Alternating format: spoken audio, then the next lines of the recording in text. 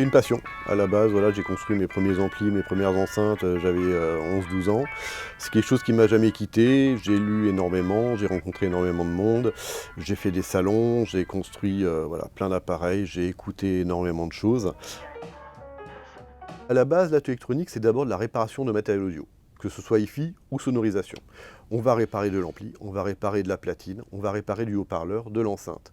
Ça, c'est vraiment le cœur de métier et ça va permettre de mettre les doigts dans les appareils, de les fiabiliser, de les optimiser et de les rendre comme neufs, tout simplement. Ouais, non, ce sera rapide, hein. Là, l'appareil est ouvert, donc le temps de remplacer les 8 transistors, de régler les courants de repos, de faire un petit check général, le passer au banc de mesure et puis on sera bon.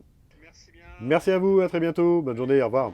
On est donc sur du Macintosh, marque américaine, des appareils un peu de légende, un appareil qui a été produit dans les années 70. Le client me l'a ramené, ainsi que le préampli associé, pour faire vraiment un gros check-up, remettre l'appareil d'aplomb, le fiabiliser, un check-up global et un nettoyage global de l'ampli.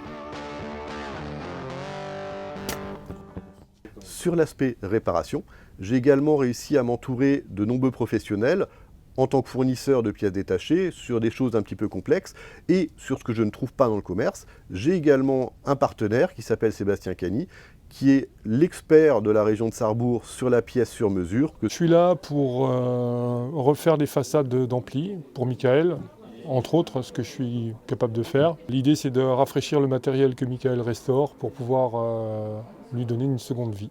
Le second aspect de l'atelier électronique, c'est bien évidemment la vente de produits audio. Je travaille qu'avec des marques qui me plaisent à moi. Ce genre de produit, je l'achèterai, donc je le vends.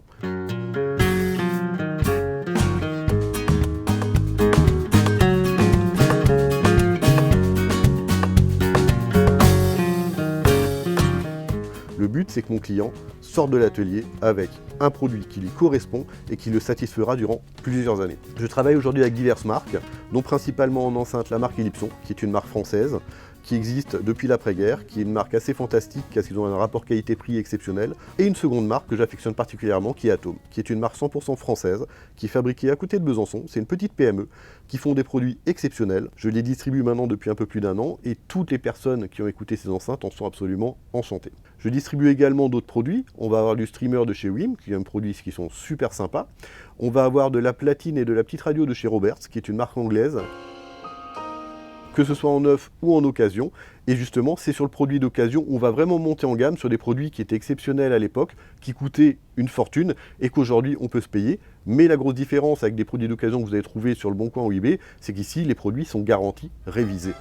Et ça fait toute la différence. Depuis l'ouverture du magasin en 2014, j'ai eu l'occasion de tisser tout un réseau de clients qui sont devenus des partenaires dans le domaine de l'animation, dans le domaine du DJing, dans le domaine du mariage, dans des domaines assez différents. On peut parler notamment de Stéphane Pastureau, qui lui est dans l'animation sportive. Bonjour, je m'appelle Stéphane Pastureau, je suis gérant de SC Events, je suis speaker et animateur événementiel dans le Grand Est.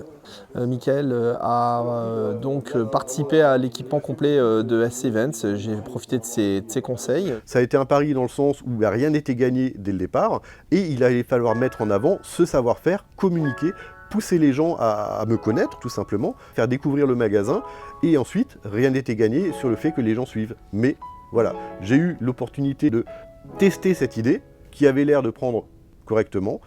Il a fallu la concrétiser, ça a été un pari. Le pari, a priori, jusque-là, était gagnant. On va tout faire pour que ça se poursuive.